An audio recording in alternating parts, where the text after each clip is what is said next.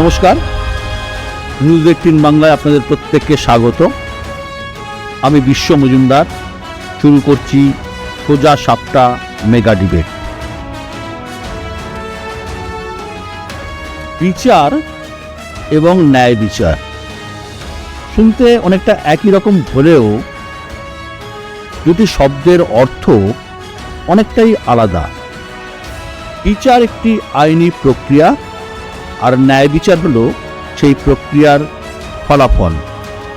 কোনো কারণে এই দুয়ের মধ্যে দূরত্ব যদি তৈরি হয়, তা জনমানসে প্রতিক্রিয়ার সৃষ্টি করে। আরজি করের ক্ষেত্রে কিছুটা তেমনই পরিস্থিতি তৈরি হয়েছে।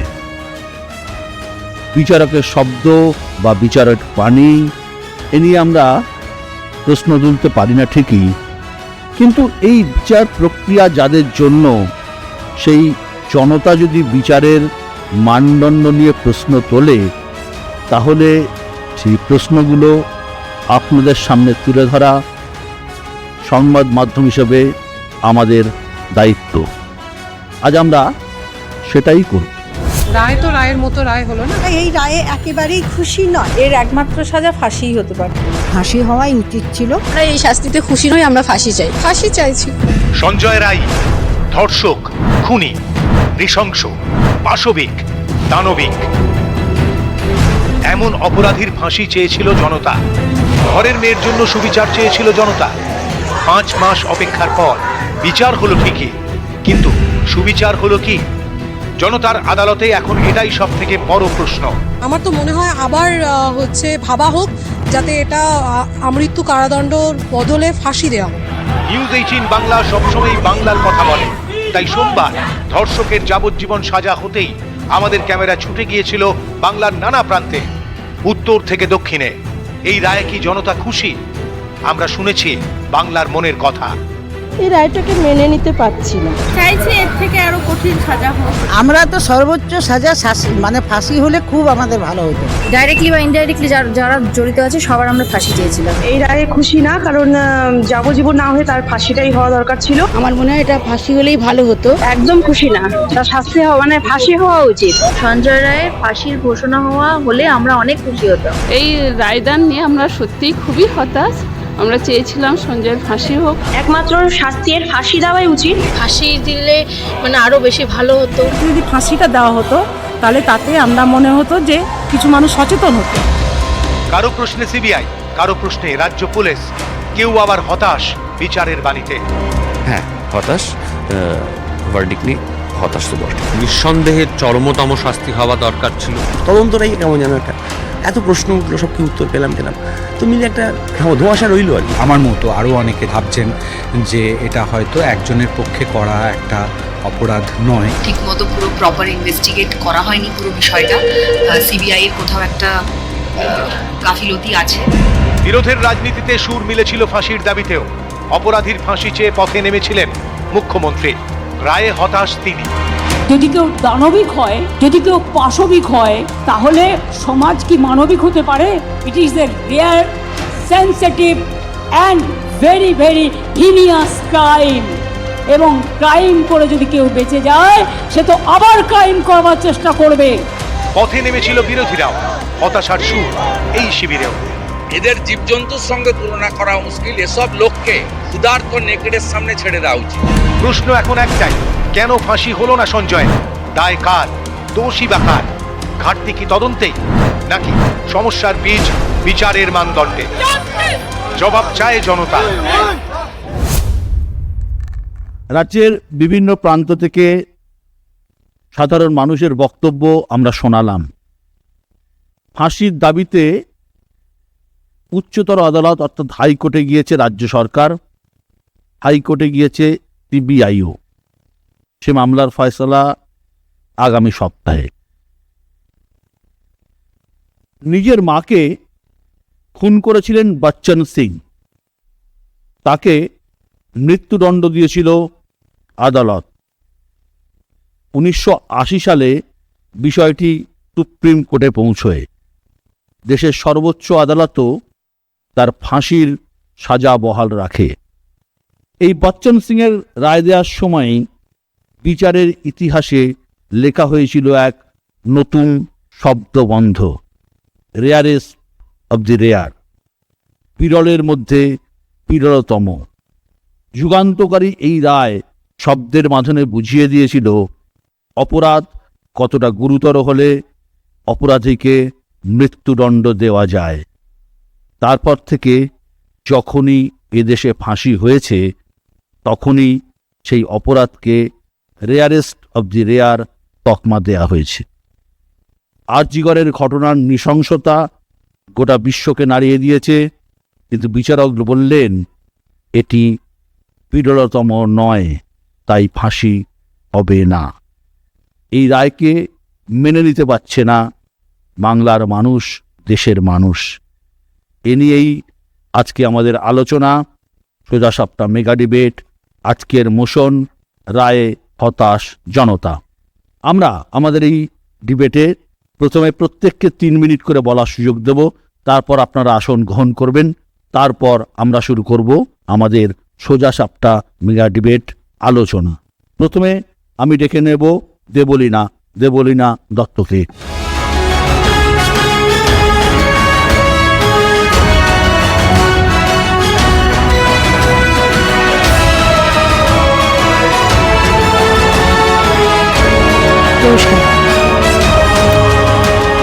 সাধারণত যখনই এখানে কথা বলতে আসি 3 মিনিট পার হয়ে যায়, কিন্তু আজ আমি নিশ্চিত 3 মিনিট পার হবে না, কারণ খুব বেশি কথা বলার নেই।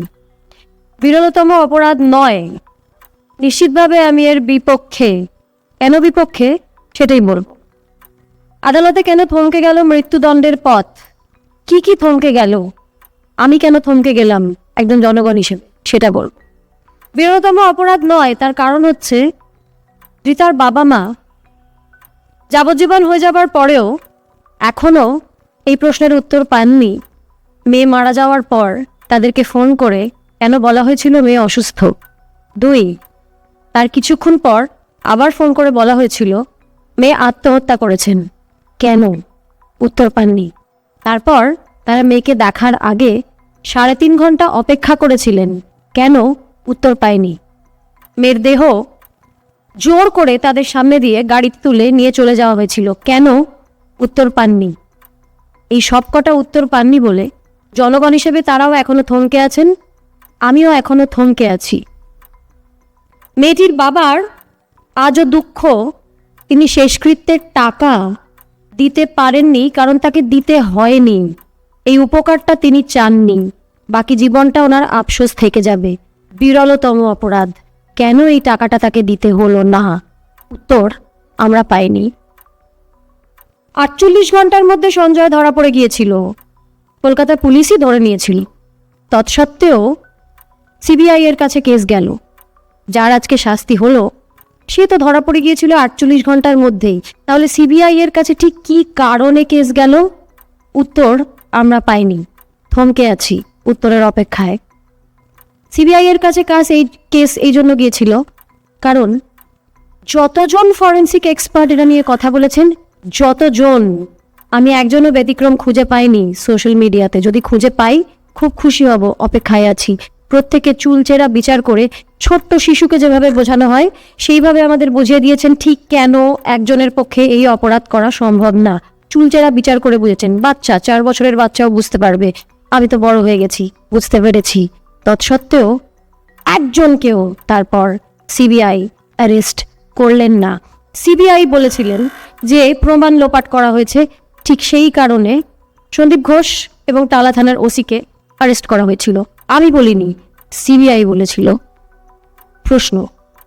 শেষ প্রশ্ন আমার, একজন সিভিক ভলেন্টিয়ার সঞ্জয় রায় খুনটা করেছে একা, তাকে বাঁচানোর জন্য এত কিছু, তার প্রমাণ লোপাট করার জন্য সন্দীপ ঘোষ এবং টালা থানার ওসি।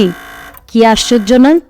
মেয়েটির মা এখনো মাথায় চিরুনি দেননি 5 মাস, বাকি জীবনটা দেবেন না যতদিন না বাকি অপরাধীরা ধরা পড়বেন।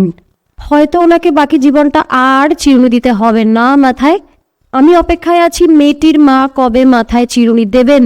যতদিন না দেবেন আমি থমকে থাকব, কারণ বাকি অপরাধীদের এখনো ধরা হয়নি, চিহ্নিতই করা হয়নি। হয়তো আমার আশেপাশে সর্বক্ষণ ঘুরে বেড়াচ্ছে, হয়তো এই মুহূর্তে আমার এই বক্তব্য টিভি সে বসে পায়ের ওপর পা তুলে কফি বা চা খেতে খেতে শুনছে। সঞ্জয় রায়ের ফাঁসি হলো কি হলো না আমার কিচ্ছু যায় আসে না। বাকি অপরাধীরা যতক্ষণ না ধরা পড়ছে ততক্ষণ আমরা নিরাপদ নই। ভারী মজা হয় যদি পুরো রাষ্ট্র বা পশ্চিমবঙ্গ এই নিয়েই শুধু আলোচনা করে, সঞ্জয় রায়ের ফাঁসি হলো কি হলো না, সঞ্জয় রায়ের যাবজ্জীবন ঠিক কি ঠিক না। ভারী মজা হয়, আমরা দিকভ্রষ্ট হয়ে যাই, দিকভ্রান্ত হয়ে যাই। হব না। বাকি অপরাধীরা কোথায়? এই প্রশ্ন নিয়ে স্তব্ধ হয়ে আমি আমার বক্তব্য শেষ করব। ধন্যবাদ। পরের বক্তা অবসরপ্রাপ্ত বিচারক শুভঙ্কর ভট্টাচার্য।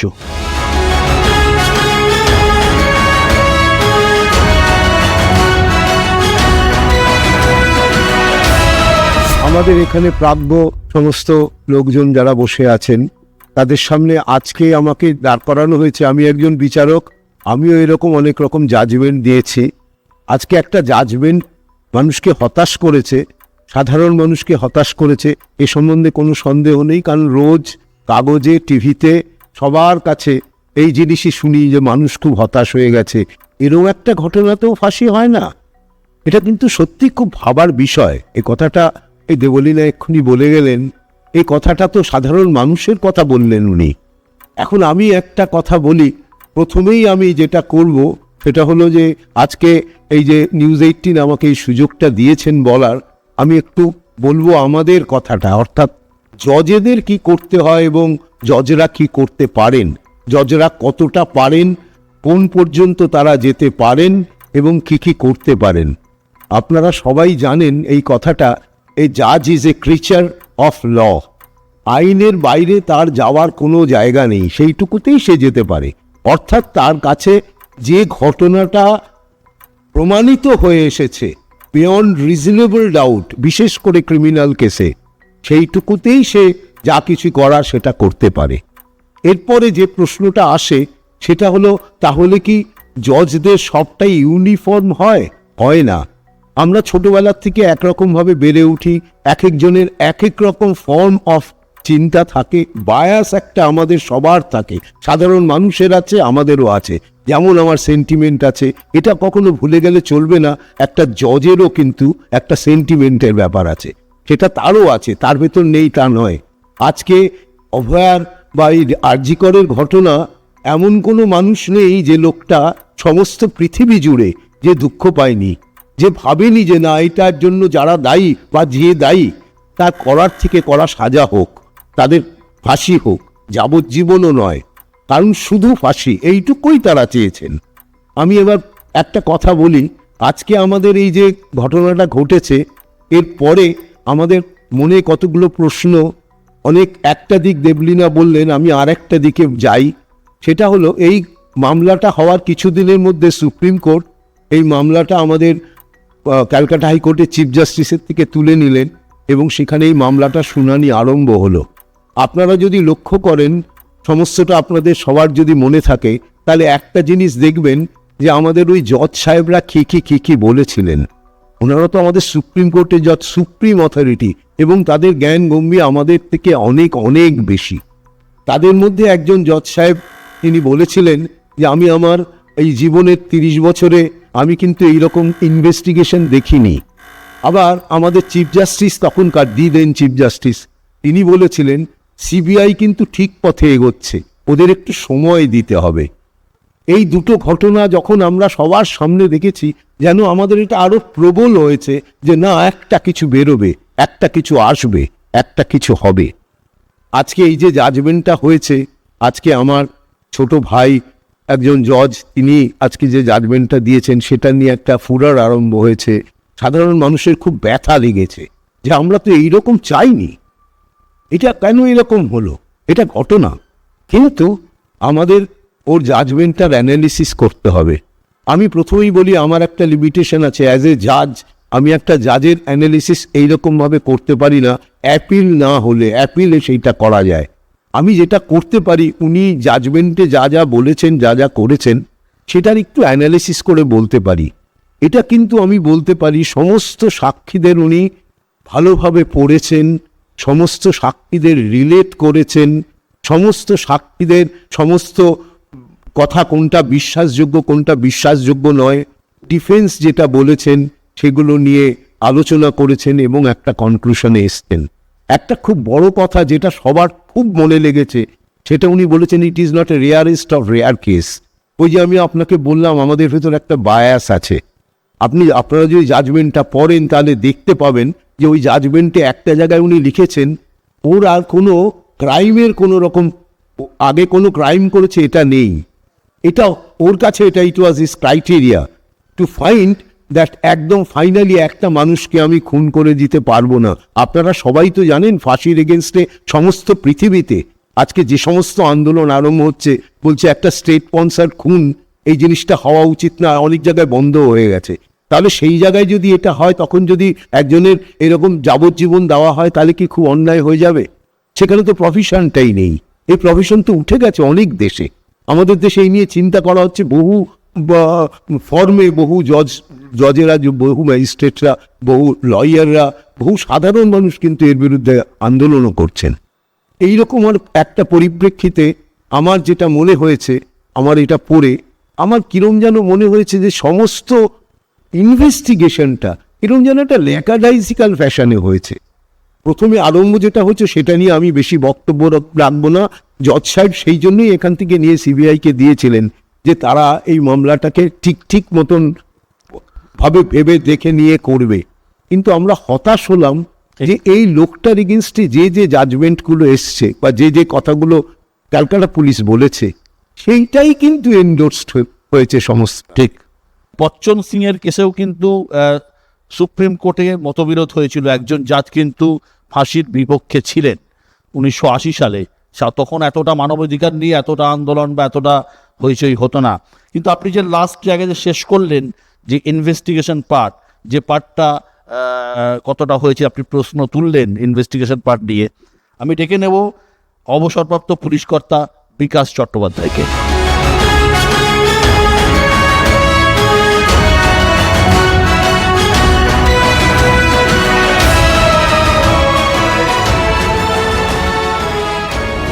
এই কেসটা যখন হয় তখন খুব দুঃখ পেয়েছিলাম। একটা 31 বছরের মেয়ে, অলমোস্ট আমার মেয়ের চেয়ে ছোট, তার এরকম একটা চরম পরিণতি, এটা ভাবতেই পারা যায়। তখন খুব কষ্ট পেয়েছিলাম। পরপর যতগুলি অনুষ্ঠান হয়েছে দেখেছি, যতগুলি আন্দোলন হয়েছে সেগুলোও দেখেছি। সেখানে যখন কলকাতা পুলিশের তরফ থেকে 48 ঘন্টার মাথায় এই সঞ্জয় রায় নামে যে সিভিক ভলেন্টিয়ার ছিল তাকে যখন ধরা হলো, তখন ভাবলাম বোধহয় একটা কিছু হবে, এই আশাই ছিলাম। হঠাৎ করে দেখলাম একটা বিরাট আন্দোলনের পরিপ্রেক্ষিতে সুপ্রিম কোর্টের অর্ডারে এবং হাইকোর্টের অর্ডারে মামলাটা সিবিআইয়ের কাছে চলে যায়। আমরা সিবিআইয়ের কাছে অনেক কিছু আশা করেছিলাম। আমি একজন ইনভেস্টিগেটিং অফিসার হিসাবে বলতে পারি, এই যে এই ঘটনাটা কলকাতায় বিরাট বড় চাঞ্চল্য ছড়িয়েছিল। আমার মনেও অনেক চঞ্চলতা এসেছিল। আমি ভেবেছিলাম এইবার বোধহয় কিছু একটা করবে সিবিআই। কিন্তু যখন দেখলাম ওর বিরুদ্ধে চার্জশিট দেওয়া হলো এবং অন্য কোনো আসামিকে ধরা হলো না, তখন মনে মনে খুব হতাশ হয়েছিলাম, খুবই হতাশ হয়েছিলাম। এটা কি করে হয় মেলাতে পারছিলাম। আমরা তদন্ত করেছি, তো সেই তদন্ত করতে গিয়ে আমরা যে ধরনের অসুবিধা বা সুবিধা ফেস করেছি সেগুলো যখন করছি বা 2 2 4 যখন মেলানোর চেষ্টা করছি তখন কিন্তু মিলছে না। যাই হোক, সিবিআই ভালো তদন্ত করে, ওরা অতি মানব। সবাই চেয়েছিলেন যে সিবিআই মামলাটা করুক, তো সিবিআইয়ের হাতেই চলে গেল এবং দীর্ঘ 4-5 মাস ধরে এরকম চললো। তারপরে তারা চার্জশিট দিলেন। তাদের চার্জশিটের ভেতরে কী ছিল না ছিল আমি জানি না। একটা পলকা ইনভেস্টিগেশন আমি এর আগে কোনো দিন দেখেছি বলে আমার মনে পড়েন। তখন আমরা সবাই মিলে, যখন বিচারের রায়টা আসলো, তখন কিন্তু আমরা সবাই মিলে বিচারকের দিকে আঙুলটা তুলছি যে উনি কেন ফাঁসির সাজা দিলেন না। কিন্তু একটা জিনিস আমি আপনাদের কাছে একটা প্রশ্ন করতে চাই, যে আপনার চোখের সামনে যদি একটা খুন হয়, আপনি কি সাক্ষী দেবেন? অবভিয়াসলি নয়, দেবেন না। তাহলে এতগুলি যে খুন হচ্ছে, এই যে খুনগুলো হয়ে যাচ্ছে এবং পুলিশ অফিসাররা যে তদন্ত করছে এবং তদন্ত করার মধ্যে অনেক কেসের কিন্তু সাজা হচ্ছে, তাহলে এই সাজাগুলি কী করে হয়? তাহলে পুলিশ কি এখানে অতিমানব? না, তদন্তটা ঠিক মতন করতে হয়। যেই তদন্ত যদি ঠিক মতন করা হয় এবং কোর্টের সামনে যদি ঠিক মতন সমস্ত সাক্ষী এবং প্রমাণ যদি দিয়ে দেওয়া যায়, তাহলে পরে কোর্ট কনভিন্স হয়। কেউ বলতো যে তোমরা যে গল্পটা ফেলেছো, আমরা যখন তদন্ত করতাম কেউ বলতো আমাদের তো কেসের গল্পটা একটা দিতে হয় কোর্টের কাছে চার্জশিটের সময়, তখন সেই গল্পটা শুনে অনেকে বলতো এটা তোমরা কিরকম একটা সমস্ত কনকক্টেড করে দিয়েছ। আমরা কনকক্টেড কিছুই করিনি, যা ঘটনা সেইটাই লিখেছি। কিন্তু সাক্ষীটা পাওয়া যেটার কথা, সেই সাক্ষীগুলি তো পাওয়া যায় না in most of the cases. তাহলে কি করতে হয়? তাহলে পার্ট বাই পার্ট ছোট করে এভিডেন্স জোগাড় করতে হয়। সেইখানে বলা হয় যে একটা চেইন অফ এভিডেন্স তৈরি করে তখন কোর্টকে দিতে হয়। এবং এই যে চেইন অফ এভিডেন্সটা যখন আমরা দেই কোর্টকে, তখন সে কোর্ট সেই চেইন অফ এভিডেন্সটা বিশ্বাস করবে কি করবে না সেটা কোর্টের ব্যাপার। কিন্তু আমাদের মনে রাখতে হবে, বিচারকরা একটা জিনিস দেখেন, যে এই চেইন অফ এভিডেন্স যেটা দিয়েছে তার মধ্যে যদি একটা ফুল, মানে একটা মালা যে গেঁথে দেওয়া হলো, তার মধ্যে যদি একটা ফুল সরে যায়, তারপরে সেখানে একটা বেনিফিট অফ ডাউট এসে যায়। সেই বেনিফিট অফ ডাউটটা goes in favour of the accused, not in favour of the prosecution. সেই জায়গাটাকে ভরাট করার দায়িত্ব হচ্ছে ইনভেস্টিগেটিং অফিসারের। দেখুন, জজ সাহেবের একটা লিমিটেশন আছে, তার কাছে ইনভেস্টিগেটিং অফিসার যেভাবে সাক্ষী এবং প্রমাণ পেশ করবেন, ওনাকে তার উপরেই চলতে হবে, উনি তার বাইরে 1 ইঞ্চি চলতে পারেন না। ধন্যবাদ বিকাশবাবু, আপনি আসন গ্রহণ করুন। আপনার কাছ থেকে আবার পরে শুনছি যে একটা অদ্ভুত কথা বিকাশবাবু বললেন, একদমই হয়তো ঠিক কথা, যে তিনি প্রশ্ন তুললেন সিবিআই এর তদন্ত পদ্ধতি নিয়ে, এবং তার প্রশ্ন যে তদন্ত ঠিকঠাক হয়নি এবং এভিডেন্স ঠিকঠাক দেওয়া হয়নি বলেই জাজের পক্ষে মুশকিল হয়েছে এই তদন্তের ফাঁসির রায় দেওয়ার ক্ষেত্রে। এবং পরবর্তীকালে supreme court, high court, supreme court কি দেবে, আবার নতুন করে তদন্ত হবে কিনা সেগুলো আমরা জানি না, সে নিয়ে আমরা আলোচনা করব, আলোকপাত করব। পরের বক্তা জুনিয়র ডাক্তারদের পক্ষে সৌরভ রায়।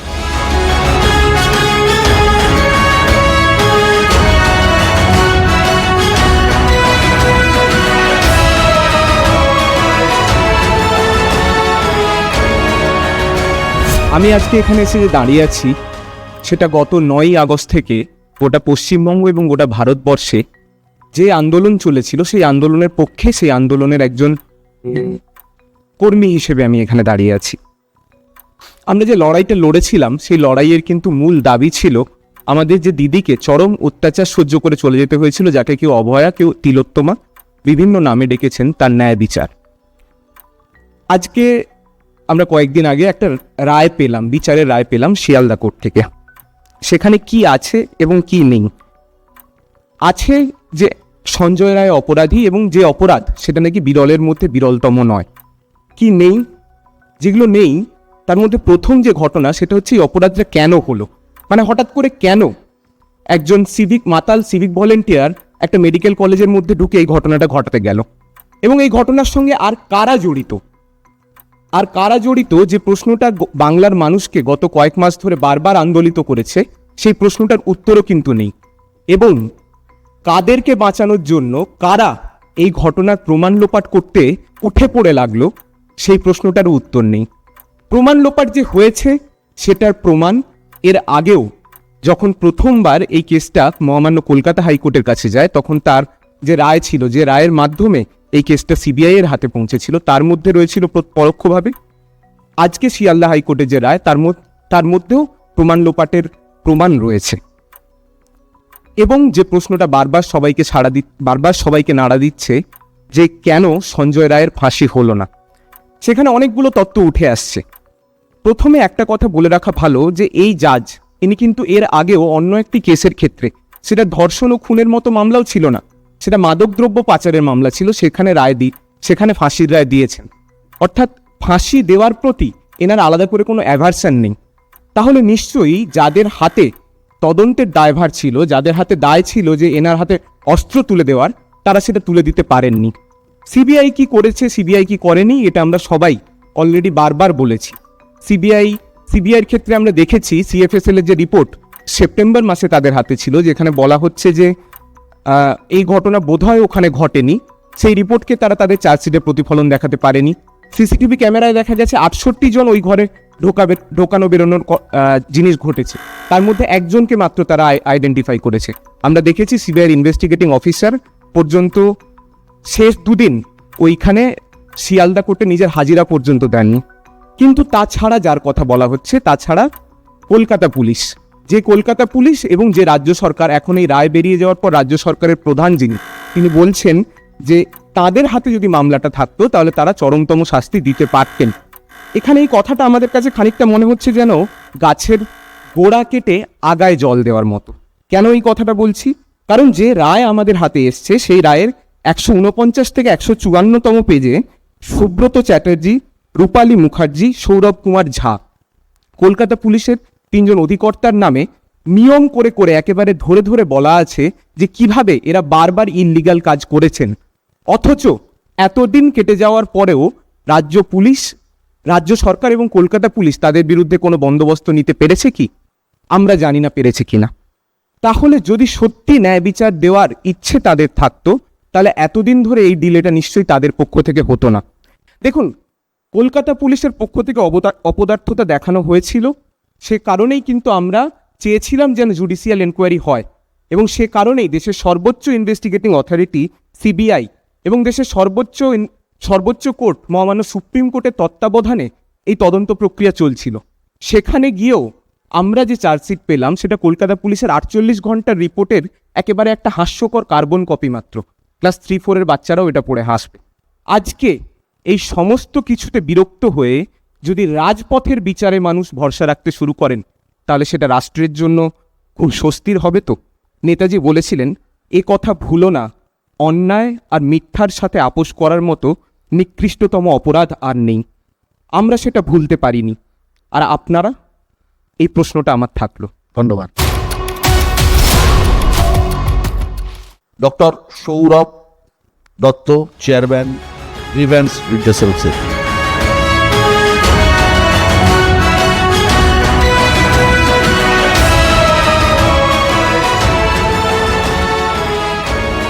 প্রথমেই বলে রাখি যে আমি আমার যে বক্তব্য রাখছি সেটা কিন্তু গ্রিভেন্স রিড্রেসাল সেলের তরফ থেকে নয়, কারণ যে ইনভেস্টিগেশন সুপ্রিম কোর্টের নজরদারিতে সিবিআই করছে সেটা নিয়ে গ্রিভেন্স রিড্রেসাল সেলের অফিসিয়াল বক্তব্য থাকা কোনো চান্স থাকে না।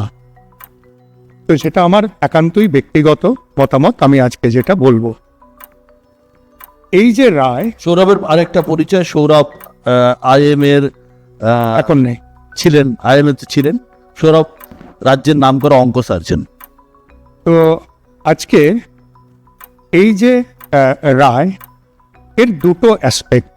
একটা হচ্ছে যেই রায়টা কতটা ঠিক, মানে সঞ্জয় রায়ের ফাঁসি কেন হলো না সেটা। আরেকটা অ্যাসপেক্ট যে যে ইনভেস্টিগেশন হয়েছে সেটা আমরা কতটা স্যাটিসফাইড। বেসিক্যালি বিতর্ক এই দুটো নিয়ে। প্রথমেই বলি, রায়ের ক্ষেত্রে আমি কিন্তু জোরহাত করে ক্ষমা চেয়ে বলছি, আপনারা অন্যরকম ভাবতে পারেন। ব্যক্তিগতভাবে আমি মৃত্যুদণ্ডের বিরোধী। পৃথিবীতে 55টি দেশে এখন মৃত্যুদণ্ড আছে, 111টা দেশে নেই। কিন্তু প্রশ্নটা অন্য জায়গায়। আমাদের দেশের কনস্টিটিউশনে মৃত্যুদণ্ড আছে এবং সেটা রেয়ারেস্ট অফ দ্য রেয়ার ইনসিডেন্টসের ক্ষেত্রে। যদি অভয়ার মৃত্যু, এটার ফাঁসি না হয় আমি যদি খুশি হই, ঠিক ততটা দুঃখিত যেটা বিরলের মধ্যে বিরলতম না বলার জন্য। এই দুটোর মধ্যে কিন্তু কোনো মিল নেই। এটা নিঃসন্দেহে বিরলের থেকেও যদি, মানে তার থেকেও বিরল হয়, সেটা বোধহয় এটা। দ্বিতীয় প্রশ্ন যেটা, যে ইনভেস্টিগেশন, সৌরভ অনেকটা বলল। দেখুন, তারপর বিশ্বদা যেটা বলল, আমাদের তো কোথাও ভরসা রাখতে হবে। সুপ্রিম কোর্টের নজরদারিতে সিবিআই তদন্ত করছে। আমরাই চেয়েছিলাম, কিন্তু বলতে বাধ্য হচ্ছি আমরা বেশিরভাগই এই তদন্তে স্যাটিসফাইড নই। বহু প্রশ্ন আছে এবং সেই প্রশ্নর হয়তো সব সঠিক নয়, আবার হয়তো অনেক কিছু সঠিক। একটা জিনিস কিন্তু মনে রাখতে হবে যে অভয়া শুধুমাত্র সোদপুরের একজন বাবা মার সন্তান নন, আজকে তিনি ভারতবর্ষের বহু বাবা মার সন্তান, আজকে তিনি বহু মানুষের দিদি, কারুর বোন। সুতরাং এর উত্তর কিন্তু সবাইকে দিতে হবে। Why CBI is not coming out with a press meet, যেখানে আমরা যে প্রশ্নগুলো বলছি, এত মিডিয়া বলছে, সিএফএসএল এর যে রিপোর্ট, এগুলোতে তাদের কাউন্টার আর্গুমেন্টগুলো নিয়ে they should have come up openly, because everybody of us has right to know every detail of this case, এবং এটা না জানানো একটা ক্রাইম। একটা তথ্য জানিয়ে রাখি, 1951 সালে প্রথমবার পশ্চিমবঙ্গে ফাঁসি হয়েছিল স্বাধীনতার পর, মানে আমি স্বাধীনতার বিপ্লবীদের কথা বলছি না, প্রথম ফাঁসি হয় 1951 সালে। তারপর থেকে এ রাজ্যে এখনো পর্যন্ত 32 জনের ফাঁসি হয়েছে এবং সব মিলিয়ে সংখ্যাটা 33। তবে 1991 সালের পর প্রথম এবং শেষ ফাঁসি আপনারা সবাই জানেন, হেতাল পারেকের ঘটনায় ধনঞ্জয় চট্টোপাধ্যায়ের ফাঁসি হচ্ছে 2004 সালে হয়েছিল, সেটাই পশ্চিমবঙ্গের শেষ ফাঁসি। পরের বক্তা সিপিআইএম এর পক্ষে কনিনিকা ঘোষ বোস।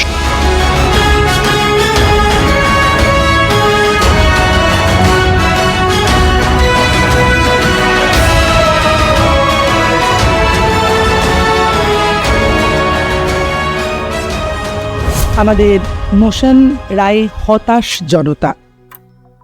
আমি একটু অন্যভাবে বলতে চাই যে রায় হয়েছে, কিন্তু বিশ্বদার কথা অনুযায়ী প্রশ্নও করতে চাই, বিচার পেলাম কি?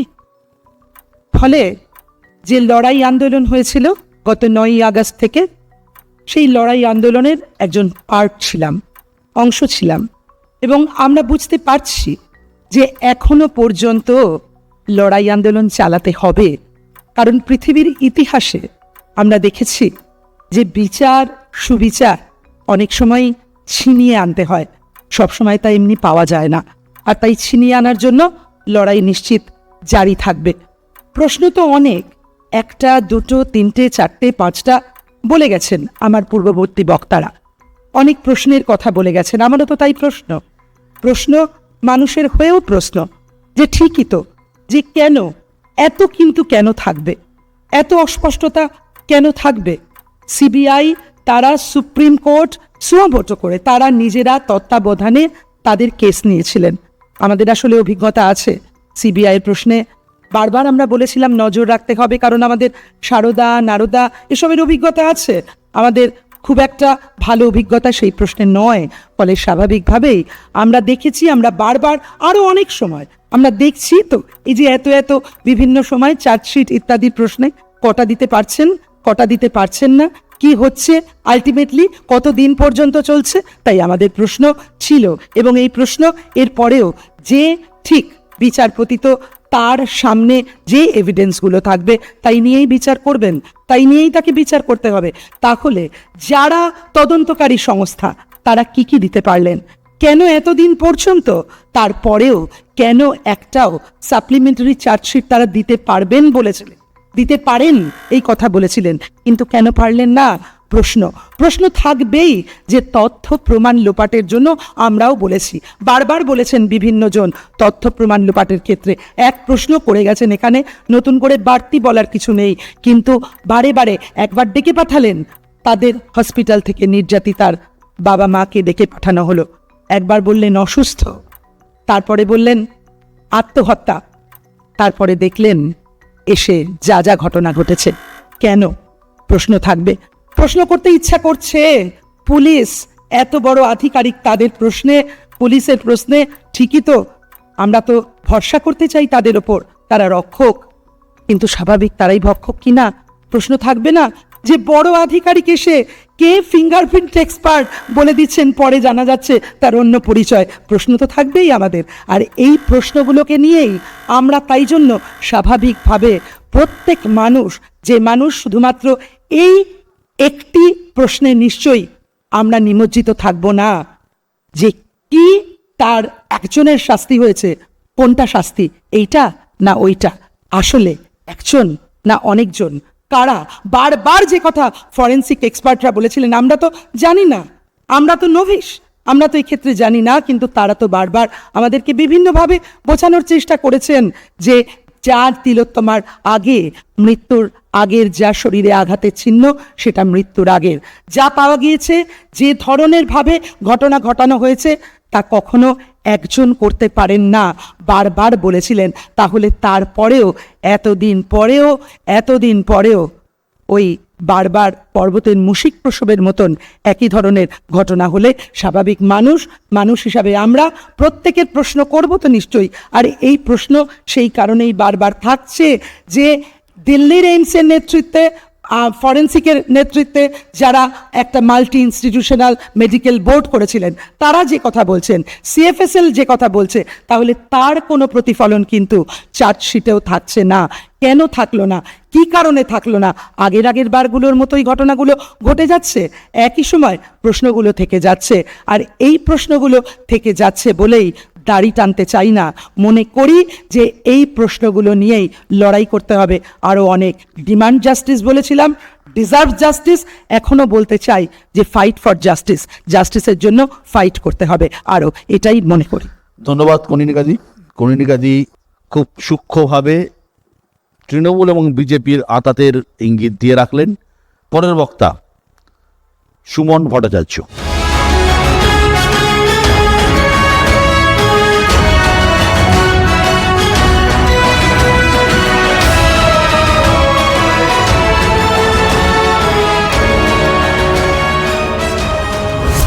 আর কয়েক ঘন্টা বাদে তার মৃত্যু হবে, তার শরীরে ঢুকিয়ে দেওয়া হবে বিষাক্ত ইঞ্জেকশন। তার আগে অবধি তিনি বারবার বলেছেন যে আমি এই খুনটাও করিনি, এই ধর্ষণটাও আমি করিনি। তার স্পিরিচুয়াল অ্যাডভাইজার সিস্টার তার প্রতি একটু দুর্বল, এবার তাকে ইঞ্জেকশন দিতে নিয়ে যাওয়া হবে। বেরোনোর সময় তিনি সিস্টারকে ডেকে বললেন, সিস্টার, আমি এতদিন আপনাকে মিথ্যে কথা বলেছিলাম, আসলে আমি খুনটা করেছি, আমি ওই মেয়েটিকে ধর্ষণ করেছি। হতে পারে যে আমার এই কথাটা শোনার পর এবং আমার মৃত্যুদণ্ড হওয়ার পর মেয়েটির মা বাবা একটু শাস্তি পাবে। 1995-এর অস্কার জয়ী সিনেমা ডেড ম্যানস ওয়াকিংয়ের ক্লাইম্যাক্সের দৃশ্য।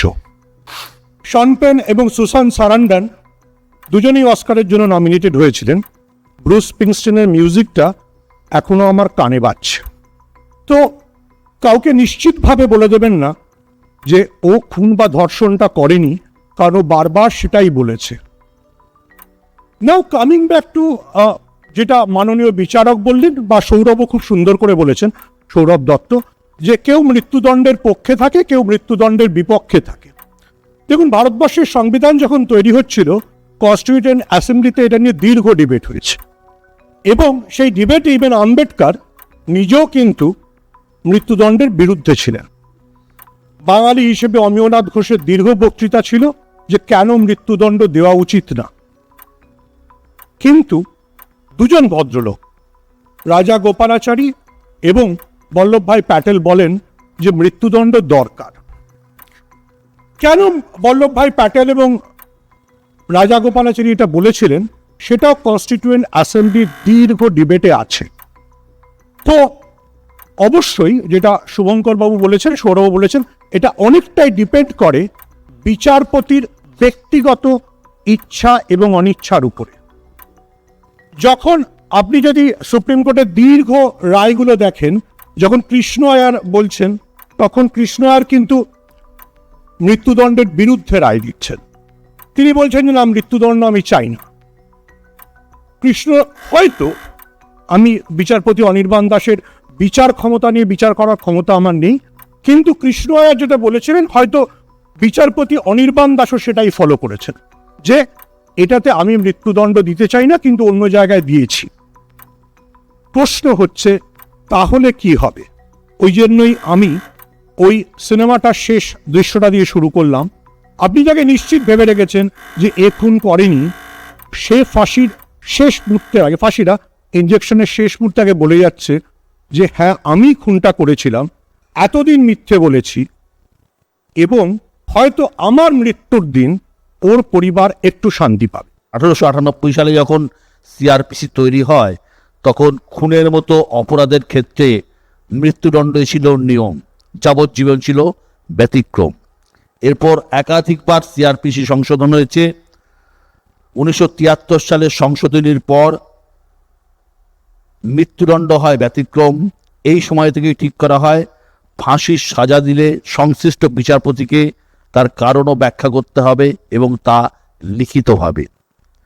সিআরপিসিতে বদল আসার পর প্রথমবার আদালতে মৃত্যুদণ্ড চ্যালেঞ্জের সামনে পড়ে 1980 সালে Bachchan Singh versus state of Punjab মামলায়, এবং 5 বিচারপতির বেঞ্চ ছিল, যিনি চিফ জাস্টিস কিছুদিন আগে পর্যন্ত ছিলেন এবং এই কেসের সিবিআইয়ের হাতে কেসটি দিয়েছিলেন। সেই চন্দ্রচূড়ের বাবা যশবন্ত বিষ্ণু চন্দ্রচূড় ছিলেন প্রধান বিচারপতি, বিচারপতি PN ভাগবতী, বিচারপতি RS সারকারিয়া, বিচারপতি AC গুপ্তা এবং বিচারপতি NL উনথালিয়া। এই 5 বিচারপতির বেঞ্চ, তারা সাংবিধানিক বেঞ্চ পর্যালোচনা করেছিল মৃত্যুদণ্ডের কি সাংবিধানিক বৈধতা আছে, তার কি বৈধতা আছে, এবং মৃত্যুদণ্ড যদি মুড়িমুড়কির মতো না দেওয়া হয় তার জন্য বিশেষ গাইডলাইন তৈরি করে দেওয়া হয়। বিচারক নিশ্চয়ই জানেন এবং আপনারাও অনেকে হয়তো জানেন, যারা জানেন না হয়তো তাদের জন্য বললাম। পরের বক্তা বিজেপির পক্ষে জগন্নাথ চট্টোপাধ্যায়।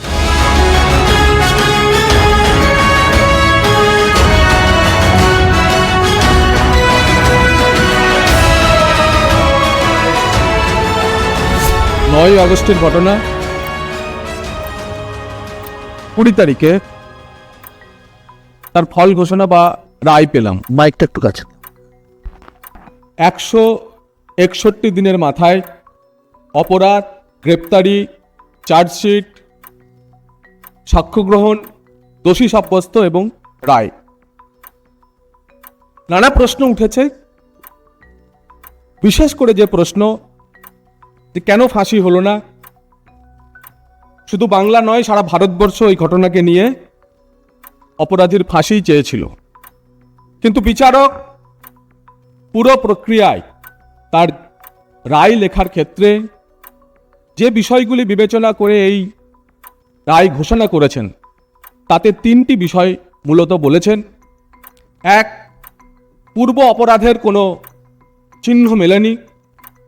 2, মানবতা, অভিযুক্তের বা অপরাধীর অধিকার, এবং আমরা আজকের এই আধুনিক সমাজে চোখের বদলে চোখ, মৃত্যুর বদলে মৃত্যু, এই দর্শনকে কি এগিয়ে নিয়ে যাব?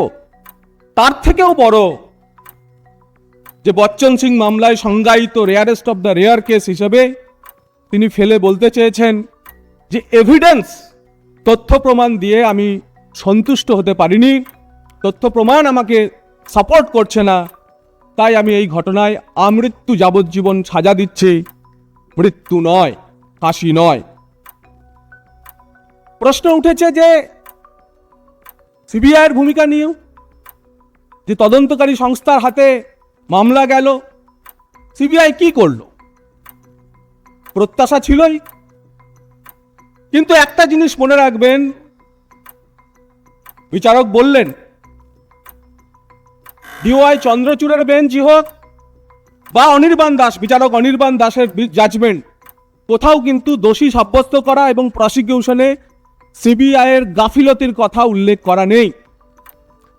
4টি স্ট্যাটাস রিপোর্ট দেওয়ার পরেতেও চন্দ্রচূড় বলেছেন সিবিআই ঠিক পথে যাচ্ছে। রাদার প্রসিজিওর, প্রক্রিয়া, যে প্রক্রিয়ায় তো কলকাতা পুলিশ প্রথম 5 দিনের তদন্ত করেছিল তা নিয়ে বিচারপতি JB পার্ডিওয়ালা বলেছিলেন, আমার 35 বছরের জজীয়তির জীবনে এমন তদন্ত দেখিনি। 9 তারিখের ঘটনা, 13 তারিখে সিবিআই জাজ অর্ডার, 14 তারিখ সিবিআই তদন্ত করতে গেল। 5 দিনের মধ্যে আর কি বাকি ছিল? ততদিনে ক্রাইম সিনে গড়ের মাঠ করা হয়েছে। 23 পাতায় বলছেন বিচারক, প্যারাগ্রাফ নাম্বার 22, বারবার বলছেন যে মা বাবা, তার প্রসিকিউশন উইটনেসে বলছেন যে আমরা গিয়ে বলছি তালা থানায়, একটু সুযোগ দিন, আর একবার পোস্টমর্টম করাতে চাই। পুলিশ তুলে নিয়ে চলে গেছেন। বিচারক কি লিখেছেন? বিচারক লিখছেন যে পোস্টমর্টম শুরু করে দেওয়ার পরে বাবা মাকে তুলে নিয়ে চলে যাওয়া হয়েছে অভিযোগ লেখাতে। সকালবেলার ঘটনা সন্ধ্যেবেলায় টালা থানায়, ফিরে এসে দেখছে মৃতা নেই। পরে জানানো হয়েছে উপস্থিত কে? গৌরবময় উপস্থিতি, অনুপ্রাণিত উপস্থিতি স্থানীয় বিধায়ক নির্মল ঘোষের। পুড়িয়ে দেওয়া হয়েছে, পুড়িয়ে দেওয়া হয়েছে। শেষ, আমার ক্রাইম সিন শেষ, মৃতদেহ পুড়িয়ে দিলাম। রেপের তদন্তে, খুনের তদন্তে, বিশেষ করে রেপ প্রমাণের ক্ষেত্রে আর কি বাকি থাকলো আপনার? 5 দিন পর যখন আপনি তদন্ত করতে গেছেন, 11 জনের এক্সপার্ট টিম তৈরি করা হয়েছে। ভারত সরকারের ডিজি, মানে director general of health service, AIIMS দিল্লির ফরেন্সিক মেডিসিনের ডাইরেক্টর, তারা সেই টিমের মধ্যে রয়েছেন। কিন্তু কি দেখছেন? গত 5 দিন 9 থেকে 13, ওই বিগত 5 দিনে যে তথ্য প্রমাণ সংগ্রহ করে সিবিআইয়ের হাতে তুলে দেওয়া হয়েছে তার অ্যানালিসিস করছেন। সিবিআইয়ের হাতে সুযোগ ছিল মৃতার দেহকে আরেকবার পরীক্ষা করা, সিবিআইয়ের হাতে সুযোগ ছিল সেমিনার হলকে রাসায়নিক দিয়ে মুছে ফেলার পর আরেকবার দেখা, সিবিআইয়ের হাতে সুযোগ ছিল ওই ঘটনায় সত্যি কি কি গাফিলতি কলকাতা পুলিশ ডোমের ময়না তদন্তে, ধন্যবাদ, ডোমের ময়না তদন্তে কি কি গাফিলতি ছিল তা আরেকবার রিভিজিট করা। ফলে কলকাতা পুলিশ, আমি হোমিসাইডের অফিসার বলছিলেন, যা তথ্য প্রমাণ হাতে দিয়েছে তার অ্যানালিসিস করে তদন্তকে পৌঁছাতে হয়েছিল। সেই কারণে ডিওয়াই চন্দ্রচূড় থেকে বিচারক অনির্বাণ দাস সিবিআইয়ের গাফিলতি দেখেনি। সিএফএল এর কয়েকটি বিষয় নিয়ে নানা কথা চলছে। বিচারটা পড়ুন, যে রায় দিয়েছেন সেটা পড়ুন, আপনারা সবাই পড়ুন। সমাজ কি চাইছে, আবেগ কি চাই, দিয়ে আমরা যা চাইছি, আমরা তো চাই ফাঁসি হোক। কিন্তু পেজ 70, প্যারা 479, ফরেন্সিক এক্সপার্টরা বলছেন যে ফরেন্সিক এভিডেন্সে একজনের বেশি উপস্থিতি দেখা যাচ্ছে না। এবং বিচারক কিসের ভিত্তিতে এই আমৃত্যু যাবজ্জীবন দিয়েছেন? স্তন বৃন্তে পাওয়া সঞ্জয় রায়ের লালা রস, এমনকি তার যোনি থেকে যে রস সংগ্রহ করা হয়েছিল সেখানেও সঞ্জয় রায়ের বীর্যের কোনো প্রমাণ পাওয়া যায়নি। এই এভিডেন্স কে সংগ্রহ করেছিল? সিবিআই না কলকাতা পুলিশ? কিসের প্রমাণ হতো? এবং যে চুল পাওয়া গেছে, সঞ্জয় রায় ডিফেন্সে বলেছে যে ওই চুল আমার থেকে ছিঁড়ে নিয়েছিল কলকাতা পুলিশ। বোঝাই যাচ্ছে এই মামলাটিকে প্রমাণ লোপাট করে শেষ করে দেওয়ার জন্য তার অ্যানেকডোট আছে। তাপসী মালিক, আমি নাম নিচ্ছি এই কারণে, পরবর্তীকালে ধর্ষণ প্রমাণিত হয়নি, নিম্নাঙ্গ পুড়ে গেছিল, সেই কারণে পরবর্তীকালে সুহিত দত্ত লোয়ার কোর্টে সামাজিক চাপে তার যাবজ্জীবন হলে পরেও হাইকোর্টে গিয়ে অ্যাকিউটাল হয়ে গেছিলেন। তাই মমতা বন্দ্যোপাধ্যায়ের পুলিশ প্রশাসন জানতো যদি দেহটাকে একবার পুড়িয়ে দেওয়া যায় মামলাটাকে শেষ করে দেওয়া হবে, তাই তড়িঘড়ি আবার ফাঁসি চেয়ে কলকাতা হাইকোর্টে। কারণ এখনো যদি প্রমাণ এক টুকরো বেঁচে থাকে, সে ওই সঞ্জয় রায় না। কারণ বিচারক লিখছেন তার মাতৃভাষা বাঙালি, রাই হলে অন্তত মাতৃভাষা বাঙালি হতো না। তাই এই ন্যারেটিভের খেলায় এর মধ্যেও আমার তো ষড়যন্ত্রই লক্ষ্য হচ্ছে। ধন্যবাদ জগন্নাথ চট্টোপাধ্যায় বিজেপির পক্ষে বললেন এবং জগন্নাথ একদম সিবিআইকে ডিফেন্ড করলেন, খুব ভালো হবে। কিন্তু বিচারকের রায়ের যে কপি আছে তাতে কলকাতা পুলিশের সমালোচনা করার পাশাপাশি সিবিআইয়েরও সমালোচনা করা হয়েছে, এই নিয়ে কোনো সন্দেহ নেই। পরবর্তী বক্তা ডক্টর শশী পাজা।